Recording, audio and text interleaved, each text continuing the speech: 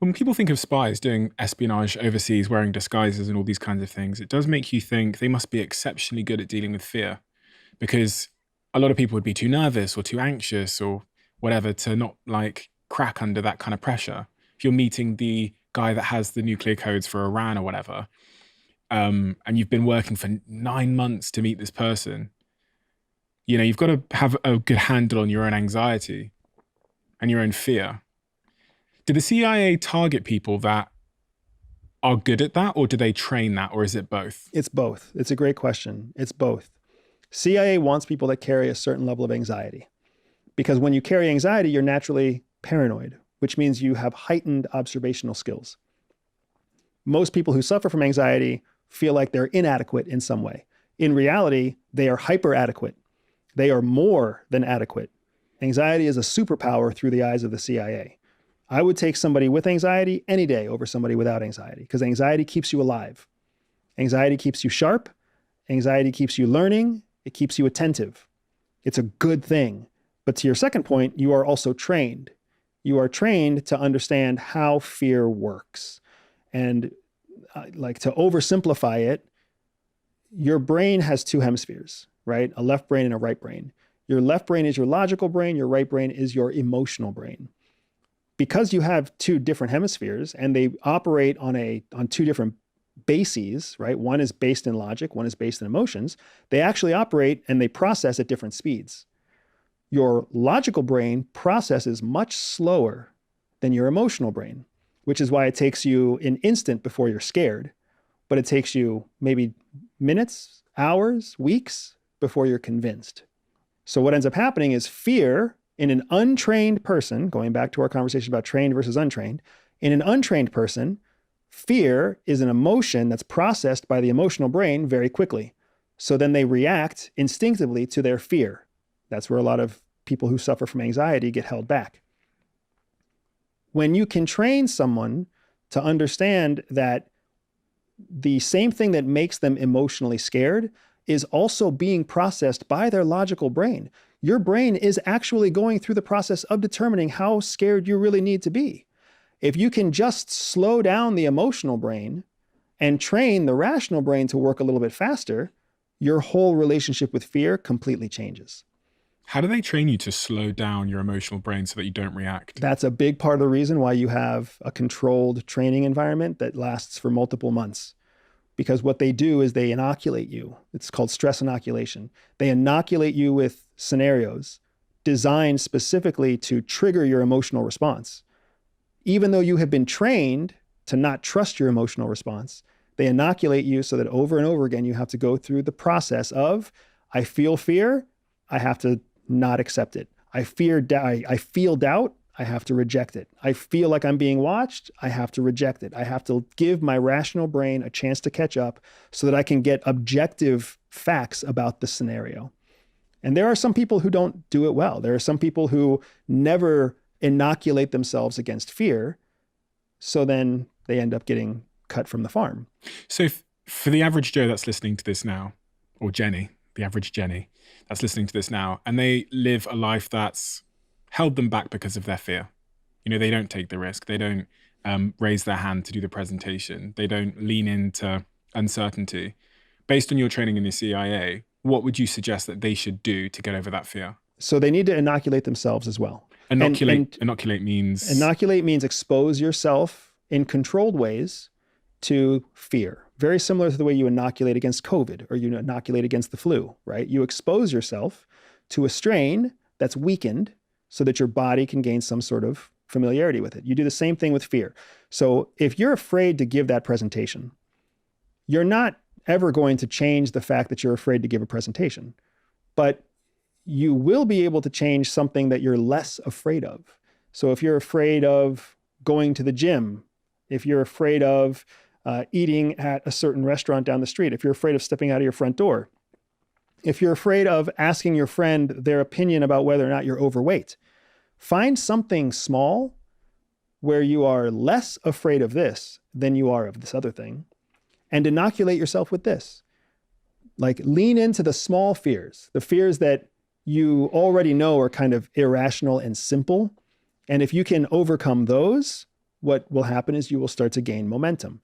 And the thing that you do to inoculate yourself is to know up front, you know you're going to have an emotional reaction. You already know it. It's the thing that you're afraid of. You can predict that. So you already know, I'm going to ask my buddy Steve if he thinks that I'm overweight.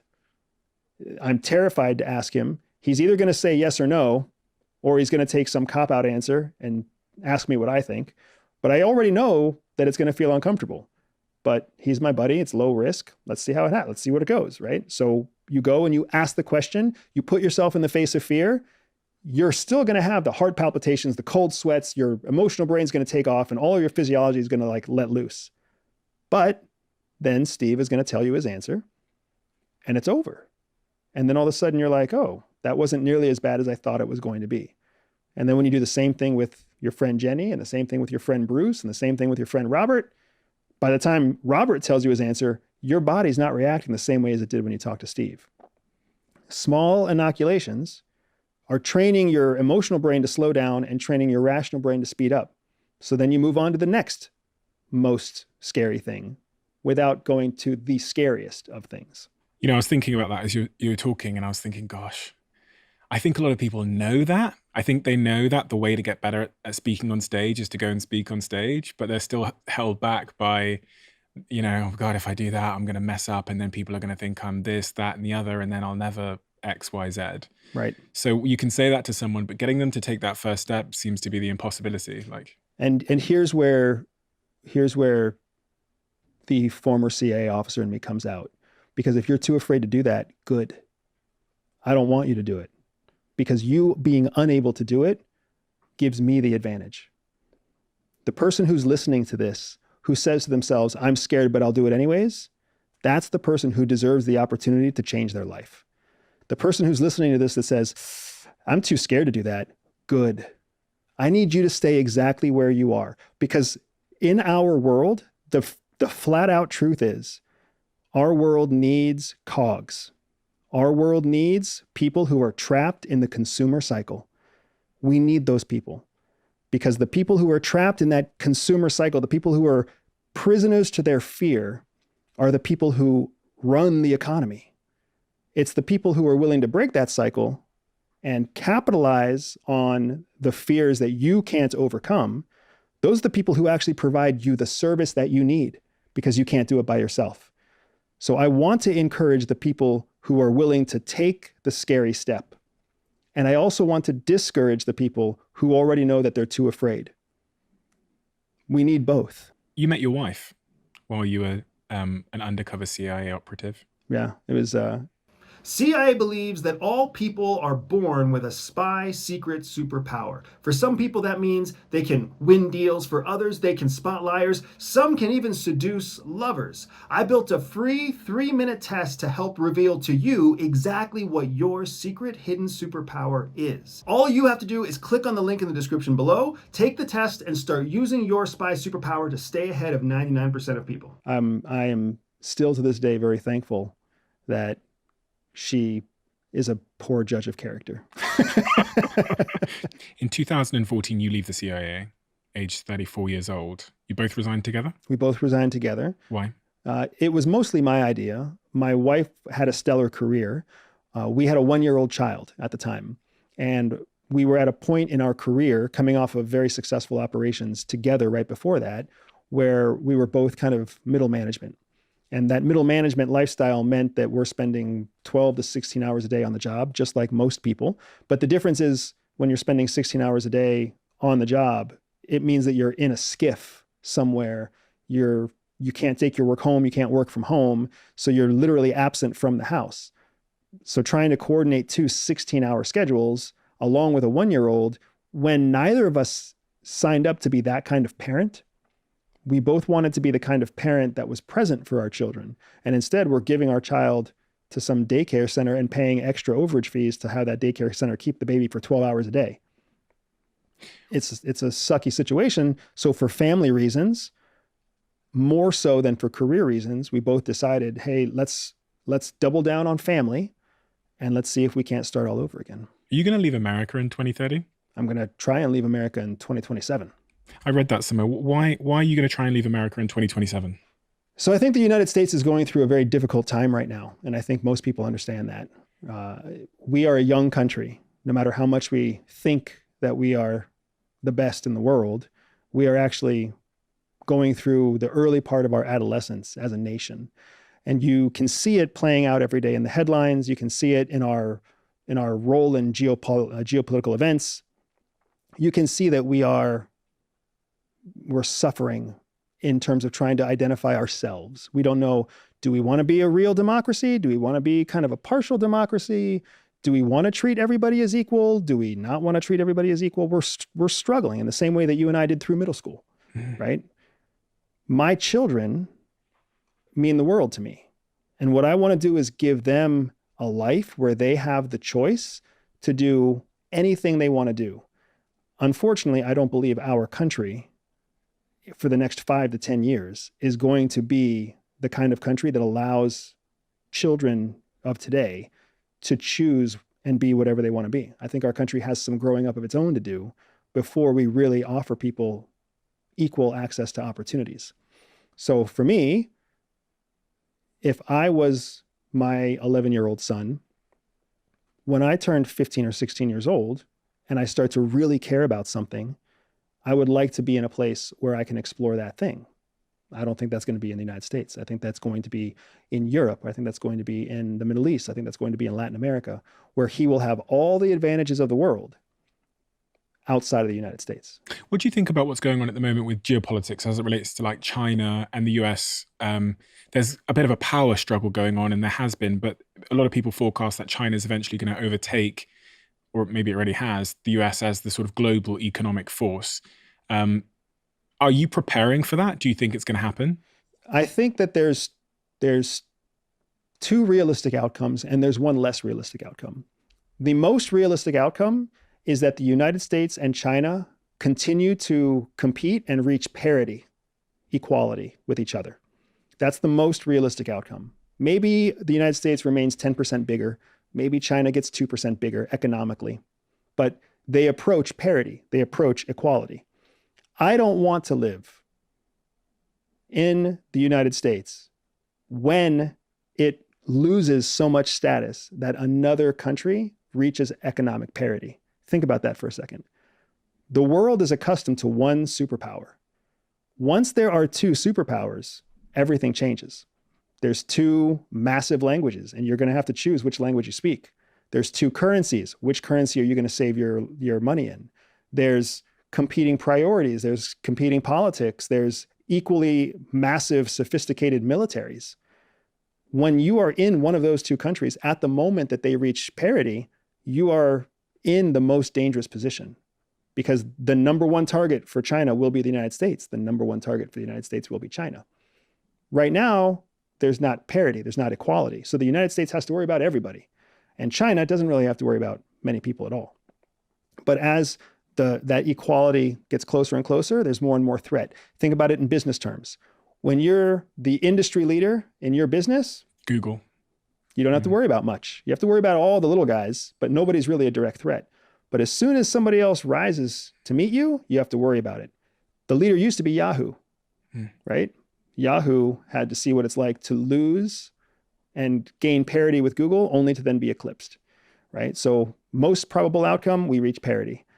Second most probable outcome is that China does supersede us by small amounts, right? 5% GDP, 10% GDP. And the United States has to regain its momentum to try to gain back the edge. So now you have this cycle back and forth, right? Where for 5 years, China is the leading GDP. For 5 years, the United States is the leading GDP.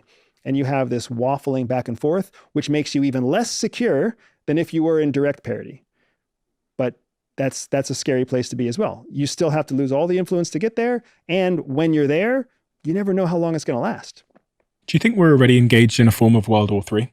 Yeah, absolutely. I think World War III is already happening. I think World War III is not what people think it was going to be. I think people were afraid that World War III was somehow going to look like another World War II. Instead, World War III is a war of proxy nations. It's a war where smaller third world countries are competing against each other, And they're being funded by larger countries that are actually in conflict with one another. Ukraine and Russia. US is funding Ukraine. Russia's obviously taking care of itself. But the real conflict in Ukraine isn't about Ukraine. It's about the West versus Russia. The same thing's going to happen with Taiwan and China.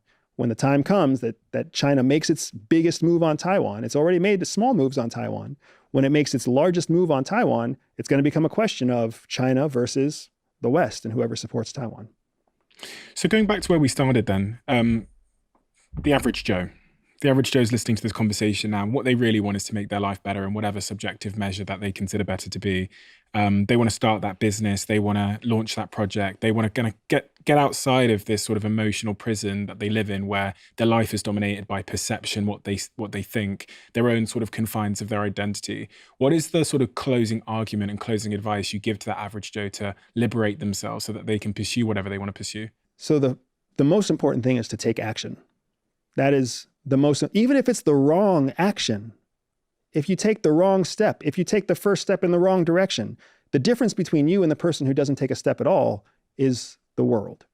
You have to take the first step. You have to take some kind of action. Just by taking action, you show that you're not trapped by fear. You show that you're willing to challenge your own perception of the world and try to gain some perspective.